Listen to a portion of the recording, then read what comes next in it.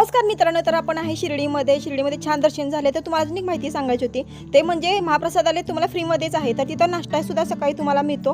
5 रुपयामध्ये नाश्ता मिळतो. त्या 5 रुपयाच्या नाश्त्यामध्ये तुम्हाला 5 तळलेल्या पुऱ्या, तर उसळ होती, 2 प्रकारची उसळ होती, वेगवेगळे पॅकेट घेतलेले आम्ही 3 पॅकेट घेतलेली. तर मसुराची उसळ आणि हरभऱ्याची उसळ अशी अतिशय पौष्टिक आणि छान असं नाश्ता मिळतो. तसंच त्यामध्ये स्वीटमध्ये तुम्हाला बर्फी मिळते. तर असं पोट भरण्यासारखा नाश्ता तुम्हाला मिळतो. जिथं आम्ही फक्त निवासमध्ये राहतो त्याच्या समोरच्या बाजूला सकाळी नाश्ता हा मिळतो. तर नक्की तुम्ही गेला तर हा नाश्ता करा, कारण चवीला अतिशय भारी होता. आम्ही पोट भरून खाल्ला.